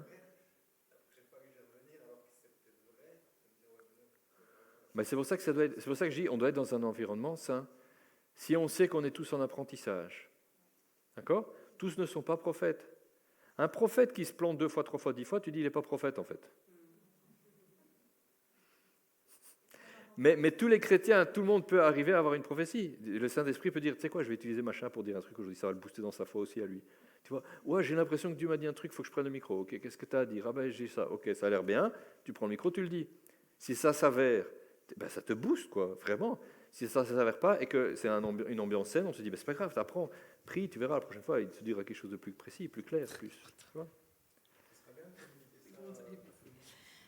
C'est justement ce que j'allais dire. Ce qui est chouette, justement, quand on peut dire et s'exercer comme ça, en disant, bon, je ressens, j'ai l'impression que... ce qui est chouette, c'est qu'à la longue, on finit par reconnaître la voix de Dieu, et on se dit, ah tiens, c'était ça, enfin, c'était vraiment de Dieu. Quand après quelqu'un vient te dire, ah ben ça m'a parlé, ah oui, ça me concerne. Après, ça t'encourage, et ben, la prochaine fois, tu sais, ah quand je ressens ça, j'ai entendu sans entendre une voix, mais il y a une pensée qui m'est traversée l'esprit. Je sais que c'est Dieu qui me parle, et ça, c'est super encourageant, et ça t'aide à avancer, à aller plus loin. Oui, c'est ça. Je pense qu'il faudra faire enfin, c'est pas je pense, c'est prévu, hein, de faire une fois une session entière donc d'une journée sur les dons, etc. Parce que la Bible nous dit peu, tu vois, Jésus connaissant leurs pensées, ok, c'est bien, mais comment il savait leurs pensées? Il l'a entendu, il l'a vu, il a senti, et quoi, tu vois? Donc c'est bien d'avoir des exemples concrets, et puis des exercices pratiques, demande à Dieu quelque chose, tu vois. Ouais, je sais pas, et tout. En général, la personne dit, ouais, j'entends rien, tu dis, si, t'as entendu quelque chose. Ouais, en fait, c'est ça, mais ça, c'est n'importe quoi. Bah, je sais pas, teste, demande, tu vois. Et puis, tout le monde grandit, parce que tout d'un coup, tu dis, bon, bah, en fait, ce que j'ai reçu, c'est ça. Puis la personne fait, oh ouais, ça me parle, c'est le truc, machin, truc. Et puis, oh, ah bon? Non, sans blague. Ça peut être n'importe quoi. Tu te rends vraiment pas compte, quoi. Mais si tu ne dis pas, jusqu'à ce que tu entendes, je sais pas, une voix audible de Dieu qui dit, dis, ben, tu n'avances pas, en fait. Tu penses que Dieu ne te parle pas. Petite question. Donc la prophétie, c'est inspiré de Dieu. Mais est-ce qu'on peut vraiment avoir des écoles où on peut s'entraîner? Est-ce qu'on peut juste dire à Dieu, maintenant on s'entraîne, on met on et tu nous inspires maintenant parce qu'on a envie de s'entraîner? Est-ce que ça marche? Ok, ça c'est une très bonne question et donc c'est pas le sujet d'aujourd'hui. Mais, non, mais on peut prendre une minute. Hein. Dans l'Ancien Testament, il y a toujours l'Ancien et le Nouveau Testament. Hein. Dans l'Ancien Testament, tu avais les écoles de prophètes, les fils de prophètes, hein, qui se baladaient en groupe et qui apprenaient à prophétiser. Et pendant les séances de prophétie, on faisait de la musique, etc. Il y avait des jours de harpe, et il fallait qu'il y ait de la musique, de la louange, tu vois. Et puis les gens apprenaient à prophétiser. Donc tu peux dire, apparemment, oui, quand même. Il y a des prophètes que Dieu appelle, et puis même quand il les appelle, ils peuvent encore apprendre. Ok. Dans le Nouveau Testament, tu as le Saint-Esprit qui descend sur les gens, ils se mettent à prophétiser. Ok. Et puis, tu as Paul qui dit qu'il faut exercer ses dons à se distinguer ce qui est correct de ce qui n'est pas correct. Il te dit qu'il faut prophétiser que les autres jugent, donc tu peux te planter quand tu prophétises, puisque les autres doivent juger. Donc, tu apprends. Oui, c'est ça. Donc, est-ce que tu peux apprendre à prophétiser sans l'Esprit de Dieu? Non, ce serait de la divination. Tu vois? Est-ce que sans l'Esprit de Dieu, quelque chose de bon peut sortir? Jamais. Mais est-ce qu'on peut t'aider à entendre la voix de Dieu, à la reconnaître correctement parmi les pensées qui sont dans ta tête, etc. Je pense que oui. Est-ce que c'est biblique? Je ne sais pas s'il y a un exemple tel dans la Bible, à part l'Ancien Testament que je viens de citer. Mais c'est l'expérience que l'on a. On s'exerce, on essaye, ça s'affine, ça devient plus juste, on parle de manière plus précise, plus souvent.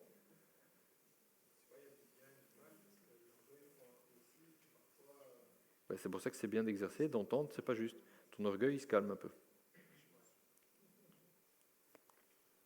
Et Dieu utilise parfois les ratages, on n'imagine pas. Je vous ai déjà raconté ça, non? Avec un ministère américain qui a vraiment des paroles de connaissance hyper pointues, d'une précision crasse. Et un jour, avant une conférence où il est attendu pour faire ce genre de truc, parce que malgré tout, il en fait quand même pas mal, il prépare, et puis, comme à son habitude, il demande à Dieu à l'avance. Donc il ne prend pas le micro là-bas, tu vois. Il demande à Dieu, voilà, qu'est-ce que tu as des choses à dire, et puis il prend son bic, et puis il écrit tout. Et il écrit des noms, des prénoms, des trucs, des situations, il écrit, voilà, merci Seigneur. Il va au truc, et puis après la louange, ça, il prêche, mais donc il dit, et donc voilà ce que j'ai reçu de Dieu aujourd'hui, donc il y a quelqu'un ici qui s'appelle comme ça, et oui, non, il dit, bon, ça arrive, Hop, et puis une autre situation, et donc voilà, quelqu'un dont le beau-frère, il cite plein de situations, toutes à l'eau, pas un target touché. Tu vois, il est très surpris, ça lui est jamais arrivé à ce point-là, tu vois. Et il s'excuse, il dit, écoutez, je suis vraiment désolé, mais apparemment ça n'allait pas, quoi. J'ai pas entendu Dieu correctement cette fois-ci, c'est du n'importe quoi. Donc il s'en excuse, il fait ses excuses générales, et puis on continue la conférence, quoi. Eh bien, une personne qui vient le voir après et qui lui dit, maintenant je crois. Et il dit quoi? Et alors la personne explique, elle dit, écoutez, je suis venu en me disant, ça c'est du n'importe quoi. Les paroles de connaissance comme ça, c'est n'importe quoi. Ils vont sur Internet, ils regardent sur Facebook, sur tous les machins que les gens publient, ils font des dossiers, parce qu'il y en a qui ont fait ça. Et donc, et puis c'est pour ça qu'ils arrivent en disant, oui, il y a quelqu'un qui habite telle ville qui est là, et c'est du fake. Elle dit, mais alors là, vous êtes plantés sur tous. Elle dit, il n'y a personne qui fait semblant qui va se taper une humiliation pareille. Donc, je me suis dit que là, en fait, c'est authentique. Tu vois, c'était des chrétiens, la personne était chrétienne, mais elle pensait que les prophéties, les machins, c'est n'importe quoi. Dieu ne fait pas ça, tu vois. Et ça, c'est du show, c'est des arnaqueurs, quoi. Mais elle s'est dit, mais se planter comme ça devant des milliers de personnes dans la grande, tu vois, le stade, là, se planter comme ça et se prendre un vent, elle dit ça peut être que quand on le fait pour de vrai, quoi. Elle dit donc, en plus, vous n'entendez pas toujours bien Dieu, quoi. Mais au moins, maintenant, je crois que c'est vrai. Je sais que c'est pas du show, parce qu'on ne se plante pas exprès. Ça, c'est pas possible. Et alors, là où Dieu l'a réconforté, lui, c'est que je ne sais pas combien de conférences plus tard, tu vois, il prie pour préparer sa conférence, et Dieu lui dit, tu te rappelles le machin du mois de mars, là, reprends ta liste, c'est celle-là aujourd'hui. Et lui, il se dit, Seigneur, pas deux fois quand même. Tu vois? Et puis, il prend sa liste, il dit, bon, je vais tout vous dire, il dit, c'est une liste que j'ai faite à la conférence machin chose, où vraiment tout était faux. Mais Seigneur m'a dit de la réutiliser, donc, tu vois? Et là, tout était bon. Donc, Dieu lui avait donné des mois avant. Tu vois? C'est génial, quoi, ce genre de truc. Voilà. Donc, on entend des trucs vraiment marrants. Voilà. École de prophète. Ouais. En fait, c'est ce que je pense que Joël, c'est ce qu'elle pensait. par rapport, c'est parce que c'est vrai que des fois on entend des écoles Ouais. de prophètes et tout ça, et c'est là que je disais, mais ok, écoler, ok, parce que forcément, bien sûr, il faut apprendre, enfin on apprend comme tout le monde, voilà, mais enfin, j'ai un peu dur à comprendre, enfin, en quoi consistent ces écoles de prophètes? Ben, je vais te Est-ce dire, que j'ai acheté le c'est- bouquin École de prophètes de l'église de Bethel, par exemple, où le responsable de l'école de prophètes, c'est Chris Vallotton. Il a un ministère de prophète très clair, avec beaucoup de choses voilà, hein, annoncées parfois des années à l'avance et tout ça. Mais ce qu'ils font dans l'école de prophète, c'est reparcourir la Bible sur c'est quoi un prophète, c'est quoi la vérité de la prophétie, c'est quoi les dons de l'esprit d'aujourd'hui, enfin, etc. C'est quoi la responsabilité de la prophétie. Et il passe beaucoup de temps à l'école de prophète à faire la différence entre c'est quoi un prophète établi dans le ministère de prophète et le don de prophétie simple. Parce que c'est important. Et comme il disait, s'inscrive qui veut, mais ne sort pas prophète tout le monde. L'idée, c'est que justement, tu te dis, ah, j'ai peut-être bien cet appel de prophète, parce que j'ai l'impression que Dieu m'appelle à prophétiser. Eh ben, parfois, en cours d'année, on te dit, écoute, non, pas du tout. Voilà. Tu vois. Mais par contre, ceux qui sortent, ben, ils savaient avant, ou en tout cas, ça a été confirmé pendant. Et puis, maintenant, ils sont en plus enseignés. C'est quoi leur responsabilité? Comment est-ce qu'on reste humble en se demandant toujours si ce qu'on raconte c'est vrai, etc., etc. Et être responsable de ce qu'on a dit. Si on s'est planté, eh ben on confesse qu'on s'est planté, tu vois. J'ai annoncé un truc, c'était pas de Dieu. Alors c'était ma chair qui a parlé, où j'ai pas reconnu l'esprit de l'ennemi, qui m'a souffleté un truc à l'oreille parce que je suis à l'écoute, etc., etc. Donc c'est ça qu'on t'apprend. C'est pas, voilà. C'est pas bonjour, je voudrais prophétiser, donnez-moi le don et tout. Non, ça. Non, c'est de la théologie, etc. Tu vois, il faut établir les vérités bibliques à ce sujet-là. Et c'est quoi un prophète aujourd'hui dans le Nouveau Testament et dans l'Église? Non, on n'a pas encore une école de prophètes. Mais on va faire le cours sur les dons de l'esprit. On va parler c'est quoi les dons, qu'est-ce que ça veut dire, comment ça s'exerce.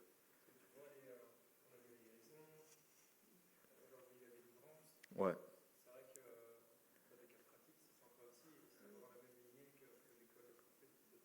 Ouais.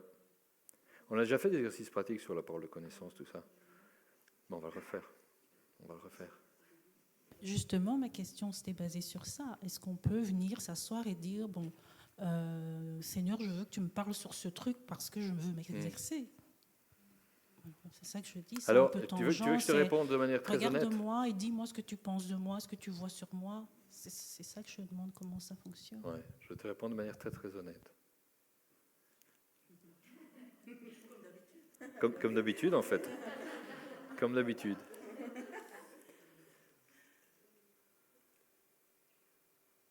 Je ne suis pas encore totalement sûr. Mais je crois.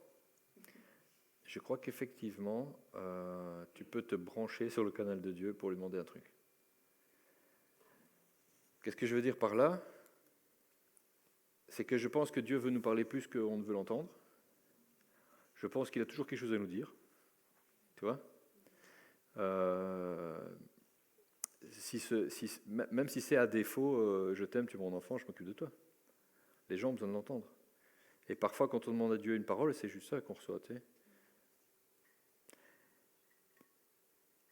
Je veux aussi croire que si Dieu est un Dieu qui parle, contrairement aux idoles muettes, ben quand tu lui poses des questions, il répond vraiment. Et donc, voilà, quand on demande, Seigneur, est-ce que tu as quelque chose à dire à un tel maintenant, ici et maintenant, et qu'on le croit, je crois qu'il dit quelque chose. Tu vois? Et ça, c'est le côté qui pourrait être différent entre le prophète et le cadeau de la prophétie, le don de prophétie que tous les chrétiens peuvent avoir. Je vais l'expliquer. Oui, justement. Le don, c'est, comme Paul le dit, c'est l'esprit qui décide à un moment donné, n'importe qui, n'importe quoi. Cette phrase pourrait être comprise dans l'autre sens. Ok ? Il le donne à celui qui veut, ou il le donne à celui qu'il veut.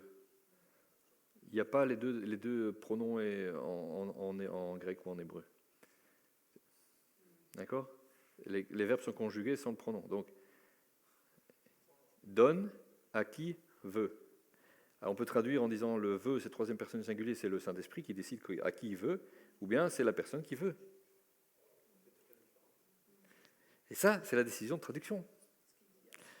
Donc, en fait, tu vois, il y en a qui disent « Ah non, je pense que ça veut dire que si tu veux, ben, le don est pour toi. » Et ça colle avec Paul qui dit « Chercher le don. » Parce que si c'est pas toi qui décides, c'est l'Esprit de Dieu qui dit « J'ai une prophétie, je la donne à lui. » Alors, à quoi ça sert de la chercher ? Il faut être cohérent. Hein. Si c'est lui qui décide, ça sert à rien que tu cherches. Par contre, si tu as une partie à jouer, tu cherches. Et si tu n'en veux pas, il ne te la donne pas. Sinon, tu vois, la limite, c'est tu ne veux pas prophétiser, mais tu en donnes une, tu es obligé de la donner, genre. Bah oui, parce que c'est lui qui décide. Mais ça n'arrive pas. Je sais pas, tu as déjà prophétisé sans le vouloir.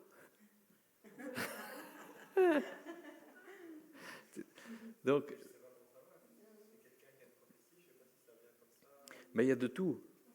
En fait, avec Dieu, il y a vraiment de tout. Parce que comme ça, on ne rentre pas dans un canevas trop serré. Tu vois, la prophétie ou la parole de connaissance, parfois tu parles et tu ne sais même pas que tu es en train de prophétiser. Ça sort tout seul. Et puis tu dis, pourquoi j'ai dit ça ? Et c'est sorti tout seul, quoi. C'est quoi cette histoire ? Waouh, Seigneur, j'espère que je ne suis pas planté là. Mais il a dit. Tu vois ? Et parfois, tu es là, Seigneur, qu'est-ce que je dois dire ? Puis tu as une petite intuition, un machin, tu dis, je ne sais pas, ok, dis, en fait ça. Et l'autre, oh ouais, c'est exactement ça. Mais tu vois, alors tu dis, c'est comment que ça marche ? C'est quand je ne sais pas me retenir que ça sort tout seul, ou c'est quand je cherche et qu'il me dit un truc, je ne suis pas sûr, c'est une petite intuition ? Les deux. Et tout entre eux. Mais parce que c'est par la foi, tu exerces ta foi en premier. Est-ce que Dieu parle ? Oui. Est-ce qu'il me parle ? Je ne sais pas. Si tu dis, ouais, il me parle, tu vois ? Ok, tu exerces déjà ta foi sur il me parle. Alors tu dois discerner quand il te parle, parce que au début, tu n'es pas sûr. Et puis c'est, est-ce qu'il me parle pour quelqu'un d'autre ? Je ne sais pas. Ou alors c'est, ouais, il me parle pour quelqu'un d'autre. Est-ce que Dieu veut dire quelque chose à cette personne-là ? J'en sais rien. Ou bien, ouais, je sais que Dieu veut dire quelque chose à tout le monde parce qu'il veut que tout le monde le connaisse. Ok. C'est comme juste avec l'évangile, tu vas me dire. Ouais, mais peut-être il a un truc personnel à lui dire. Alors, est-ce que ta foi, elle est sûre ? Est-ce que Dieu est personnel ou il est général ? Ah non, il est personnel. Ok, donc il a un truc à dire personnellement à lui. Maintenant, oui, parce que je crois son chemin, il vient de croiser Jésus, Jésus a un truc à lui dire. Enfin, tu vois, c'est où tu mets ta foi ?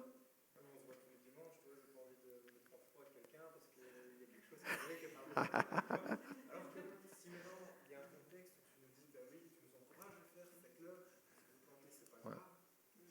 Tout à fait. Voilà, mais c'est comme ça qu'il faut commencer. C'est ça que je te dis. Donc c'est pas je suis tout seul dans mon coin, c'est jamais arrivé de ma vie, et puis je vais aller trouver Amédéo et je dis Dieu te dit. Tu vois ce qu'il veut dire ? Si tu commences comme ça, tu as intérêt à pas te planter, à pas faire de dégâts aussi, tu vois ? Parce que Dieu te dit, t'arrêtes tout de suite l'école. Parce qu'il t'envoie en Afghanistan. Alors, est-ce que tu es sûr que Dieu t'a dit de dire ça ? Tu vois ? Bon, voilà. Mais non, mais il y en a qui débarquent comme ça. Alors, il faut tout de suite dire, attends, là, on doit juger. Tu vois ? Est-ce que le Saint-Esprit confirme ce que tu viens de dire là ? Parce que c'est un peu compliqué, là. C'est difficile et dangereux. Tu vois ? Il faut être sûr. Et c'est là la beauté du truc, c'est qu'en fait, on est sous la grâce, que Dieu nous parle, 2 fois, 3 fois, il confirme aussi. Donc, un truc un peu bizarre t'est annoncé, ne le crois pas sur parole. Ça, maintenant, je parle pour ceux qui reçoivent, tu vois. On te dit un truc, ok, si Dieu t'a dit ça, il confirmera. Surtout si c'est bizarre. Tu vois ? T'attends qu'il confirme. Et plus qu'une fois. Il te dit de tout vendre et de partir. Ouais, il faut qu'il me le dise à moi, déjà, ça serait pas mal. Plutôt que de m'envoyer quelqu'un, si je crois qu'il me parle. Et puis s'il me le dit même à moi, je peux dire, ok, est-ce que moi j'ai bien reçu ? Alors, c'est confirmé par 1 ou 2, ok. Alors ça a l'air vrai, là, tu vois. Il me l'avait dit, mais je n'étais pas sûr, mais voilà que quelqu'un vient et me dit, je pense que Dieu te dit ça. Wouh ! La même chose que ce que j'avais entendu, ça c'est bien, tu vois. Voilà, c'est comme ça que ça marche. Parce qu'à force de dire Dieu m'a dit, on a entendu vraiment des trucs louches. Ok? On n'est plus tellement dans la délivrance là, mais c'est très bien.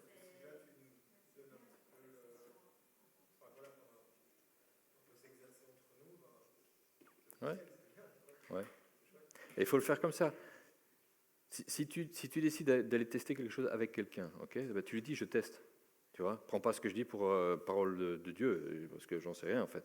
Mais j'ai l'impression que j'ai ça sur le cœur, ça brûle depuis 3 jours. Chaque fois que je prie pour toi, ça vient la même histoire, quoi. Je sais pas ce que tu en fais, mais voilà.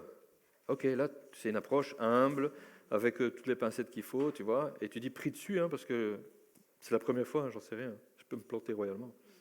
Ok, voilà, faut être sage. La personne prie dessus, et puis elle verra bien. Et ce que je vous invite à faire, c'est de retourner vers la personne en disant non, ou bien ouais, merci frère, c'était bon. Ça va en parler en fait. Dieu a confirmé. Et toi, c'est oh, yeah. Tu vois. La fois d'après, tu recommences de la même manière, jusqu'à ce que tu te rendes compte que ça marche en fait. Tu vois. Je reconnais quand c'est Dieu qui me dit un truc. Dieu parle énormément à certaines personnes qui n'ont même pas conscience que ce serait dommage pour tout le monde finalement de passer à côté de ça aussi. Mais Jésus a dit mes brebis entendent ma voix. Et ils la reconnaissent, tu vois. Donc ça c'est la vérité. Et puis le nombre de chrétiens qui disent je ne sais pas quand Dieu me parle. Alors soit Dieu ne leur parle pas. Si Dieu ne leur parle pas, ils ne sont donc pas des brebis parce que Jésus a dit et ils entendent ma voix. Ou alors tu la reconnais pas. Il a dit que tu devrais la reconnaître. Donc il te parle mais tu t'en rends pas compte parce qu'il a dit qu'il parlait. Donc maintenant ce qu'il faut c'est que tu reconnaisses sa voix parce que ça c'est ce qu'il a dit. Tu vois. Et là on peut t'aider. Ah, j'ai l'impression ça, en fait, je pense toujours que c'est moi. Ah, c'est peut-être pas toi, c'est peut-être Dieu qui te parle. Parce que si son esprit et ton esprit ne sont qu'un, la voix dans ta tête, elle ressemble à la tienne. Hein. Tu vois, quand on entend sa voix intérieure, là, on ne sait pas si c'est nous, si c'est Dieu. Ça se ressemble. Ben oui, on n'est qu'un. C'est chouette parce que tu dis qu'on s'est un peu écarté du sujet. Finalement, on a laissé le mal de côté et on revient sur Dieu, la gloire de Dieu. On termine, enfin, je ne sais pas si on termine maintenant, mais Ouais, en oui. tout cas, voilà, on finit comme ça. Ouais. Je trouve ça. Ah, voilà, voilà. Plus de questions? Tu n'oses plus? Vas-y, hein.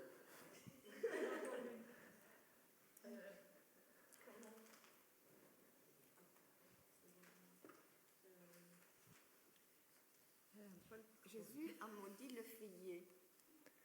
Oui. Réponse oui. Jésus a maudit le figuier. Il n'y a pas encore la question. Et donc?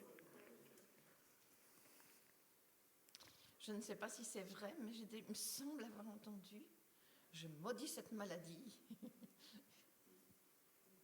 C'est pas dans la Bible non plus, ça. Non. Je J'ai maudis la entendu, maladie? Je maudis la maladie, je veux Ouais. dire ce cancer, Ouais. et qui ne reviennent plus. Enfin, je ne sais pas, je ne comprends pas parce qu'on dit parfois la vie et la mort sont au pouvoir de notre langue. Ouais.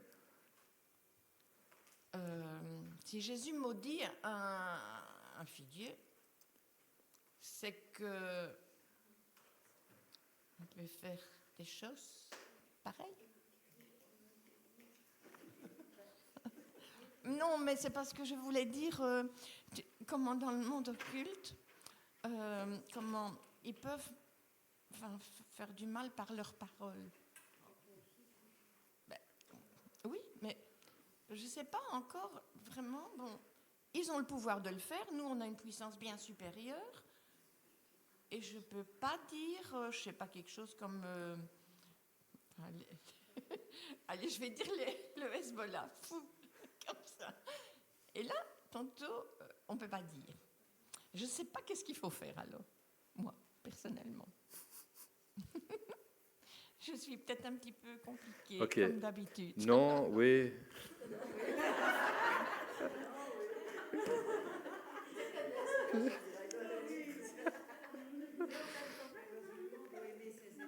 Je vais essayer de faire court dans ma réponse. Notre ministère et notre mission sont auprès des hommes. D'accord ? L'ordre, c'est de faire des nations des disciples. Ok ? Donc, notre mission, c'est pas de s'occuper de territoires, de figuiers ou de je sais pas quoi. Et pourquoi Jésus l'a fait alors? Pour démontrer la foi qu'on Il a fait des choses pour nous expliquer des choses qui sont parfois spirituelles, etc. Le figuier ne portait pas de fruits, je te rappelle. La création tout entière lui est soumise. C'était le moment des pré-figues, parce qu'il y a 2 saisons de figues. C'était pas la saison des figues, mais il y avait des figuiers qui portaient des figues avant la saison.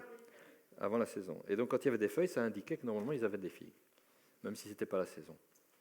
Bref, peu importe. Il y en a qui voient là-dedans d'ailleurs un message spirituel. Si on ne porte pas des fruits, mais qu'on porte des feuilles, c'est un peu comme si on faisait des œuvres, mais qu'on n'avait pas les fruits de l'esprit. Et donc, on ne peut pas les sanctifier par les œuvres, donc le figuier était maudit. Je te raconte, il y a des trucs dingues. Donc oui, peut-être tout ça.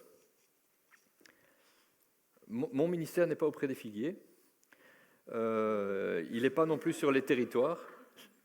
Non, mais c'est vrai. Il n'est pas sur les territoires et tout ça. Le Hezbollah, c'est une domination de l'islam. Tu dis c'est des choses qui sont mauvaises. Oui, mais attends, donc je n'ai pas fini. Donc, chasser les démons, c'est pas chasser les dominations, les grandes idoles qui dominent des territoires et qui font des fausses religions, etc. Les démons, c'est ce qui est dans les gens.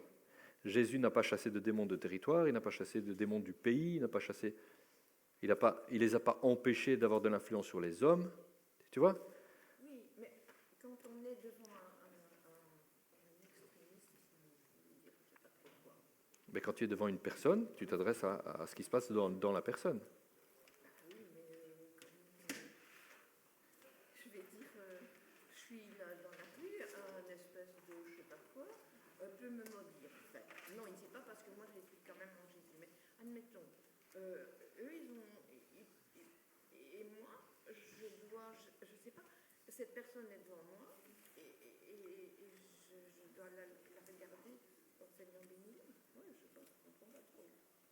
Je sais. Ok, je vais te poser une autre question. Qu'est-ce que tu voudrais faire ? Parce que, en fait, me dire, et donc je croise une personne et qu'est-ce que je dois faire à part la bénir ? Qu'est-ce qu'on peut faire ? C'est pas qu'est-ce que je voudrais faire, qu'est-ce qu'on peut faire ? Parce que là, le mal, il s'en fout, pouf, pouf, pouf, pouf. Moi, je ne peux même pas faire pouf, pouf, pouf pour le bien, quoi. Vous suivez le truc, là ? La conversation ? Si c'est une personne, comme il t'a dit tout à l'heure, si tu as face à toi la personne, et bien sûr que tu peux chasser, tu peux briser, parce que le Saint-Esprit te met à cœur, tu peux rejeter ce qu'il te dit. On- Ah, mais il ne me dit rien. Non, mais parce que il t'a dit quelque chose dans la rue. Là, tu es face Non, mais ce qu'on a dit, moi je vais rephraser ce qu'on a dit, parce qu'il faut que ça reste carré. Hein. On a dit les prières générales, donc je ne m'adresse pas pour quelqu'un en particulier, mais je commence à prier pour que l'islam, ceci, ou le Hezbollah, ou la guerre en Ukraine, d'accord ? Ça, c'est des vœux pieux que le monde s'est habitué à faire de partout. La paix sur le monde, la fin de la famine. Il n'y a pas de prière comme ça dans la Bible. Il n'y en a pas. On s'adresse à des cas spécifiques, à des gens particuliers. Le peuple d'Israël, c'est le peuple d'Israël, spécial. D'accord ? Mais tu ne pries pas pour que les dominations au-dessus du peuple d'Israël. Non, non. Tu pries pour que Dieu bénisse son peuple, qu'il le protège. Tu peux prier pour les Ukrainiens pour que Dieu les protège. D'accord ? Il va protéger ceux qui sont à lui. Hein ? Il y a plein d'églises en Ukraine, elles sont blindées, les églises en Ukraine. Il y a un grand réveil en Ukraine pendant la guerre. On n'en parle pas dans les journaux, il y en a plein. parce qu'on a prié pendant des années, je suis quand même pour Jésus, ces trucs-là. Et ils priaient pour que le mur, comme en Berlin, tout ça tombe. Bon, ils ont prié comment alors ? Mais tu peux prier pour ça. Bon, attendez.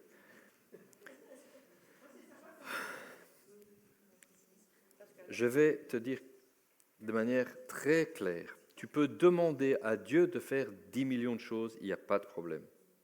Ce en quoi je dis que je ne crois pas et qui n'est pas biblique, c'est de commencer à s'adresser à des trucs généraux au nom de Jésus pour qu'ils arrêtent de faire ce qu'ils font.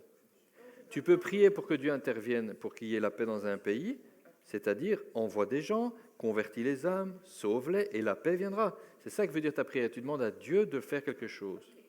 Mais tu ne dis pas, je couvre du nom et je prends autorité. Non, non, non. Mais je ne savais plus comment il fallait, je savais pas comment il fallait faire. Parce que je me dis, quand le mal, lui, te patch. Mais oui, et quand on a prié à l'époque de la guerre froide, les gens priaient pour que le mur de Berlin tombe et que le bloc de l'Est soit percé pour l'évangile, ben ça, amen, c'est une bonne prière. Mais tu ne dis pas, je m'adresse aux autorités, et je mets le sang de Jésus sur... Non, c'est pas ça que mais je me demandais comment finalement, pourquoi le mal, il pouvait faire par ses paroles n'importe quoi, et que nous, finalement... Mais tu remarqueras ceci, c'est que le diable ou les gens qui le servent maudissent sans arrêt. D'accord ? Mais non, mais c'est ça la formule. Parce que tu dis quoi ? Nous, ce qu'on doit faire, c'est bénir. Amen, c'est exactement ça, c'est le contraire de la malédiction. Ça, tu peux faire autant que tu veux. Seigneur, en ton nom, je bénis le quartier, je bénis ma ville, je bénis mon pays. Tu bénis, tu annonces les faveurs de l'Éternel. Pour arrêter le mal, ce n'est que d'une personne à l'autre. Pour chasser les démons, c'est une personne à la fois. Et je n'ai rien à voir avec le reste. Un quartier qui est sous domination spirituelle démoniaque, tu t'adresses une personne à la fois, et puis l'autorité qui est en place n'a plus personne pour traiter. Ils sont tous convertis. Il y a des quartiers ou des pays qui sont clairement sous influence, tu sais. Ben oui, mais voilà. Ce que tu fais, c'est annoncer l'évangile une personne à la fois. Et l'autorité qui est en place, à un moment donné, n'a plus de sbires. C'est une hiérarchie, comme on l'a dit tout à l'heure. C'est une armée, d'accord ? S'il n'y a plus de petits soldats, il n'y a plus rien à faire, l'autorité. Elle n'a plus. La principauté, l'autorité ou la puissance qu'il a au-dessus, ben, tout d'un coup, il n'y a plus personne qui est manipulé par les démons. Il fait quoi ? Il n'y a plus rien, il n'y a plus d'autorité. L'Église a pris la domination du lieu.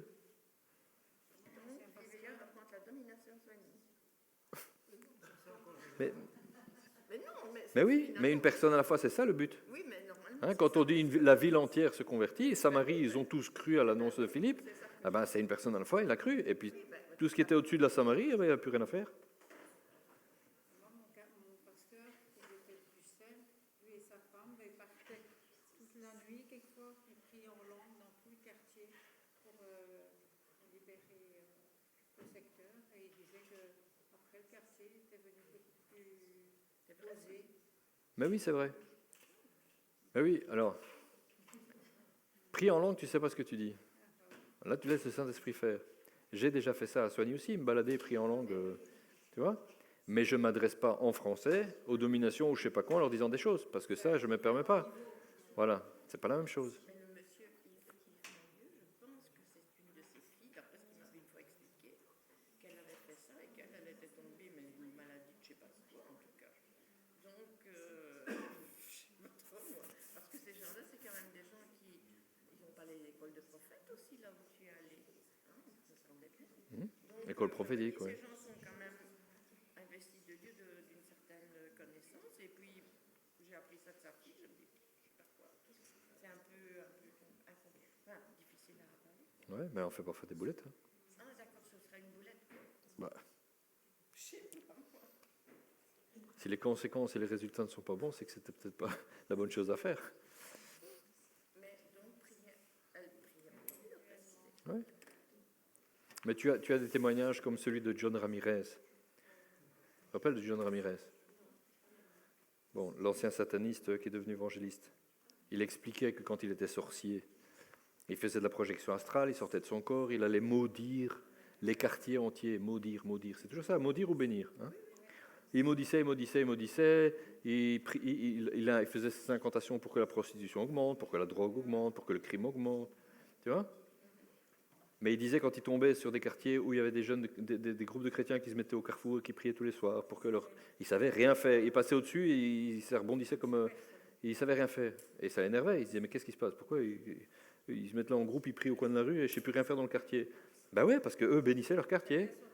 Alors, si tu bénis et que l'autre il maudit, il y en a un qui a gagnant. Ben oui, c'est ça. Tu bénis ta vie. Quand il dit priez pour vos autorités, etc., ça sont les gens qui nous gouvernent. Tu pries pour eux. Là, tu as des noms en plus. Tu peux prier pour eux. C'est pas en l'air. Ouais. Et bénir, c'est bénir. Une bénédiction, ça part et ça fait de l'effet. Mais oui, tu bénis ta ville, tu bénis ton quartier, tu bénis ton pays, tu le bénis au nom de Jésus. Amen. Ouais. Ça va? Allez. On clôture. Ça va, hein? Merci à tous pour les échanges. C'est toujours très intéressant. Je pense que on apprend beaucoup de choses sur ce temps-là qu'un dimanche à la fois. Enfin, mais oui, et c'est pour ça qu'on rigole, parfois on dit il y a beaucoup de questions, mais c'est ça qui est intéressant. S'il n'y a pas de questions, alors c'est une prêche, c'est pas un cours. Amen. Soyez bénis. Voilà, merci.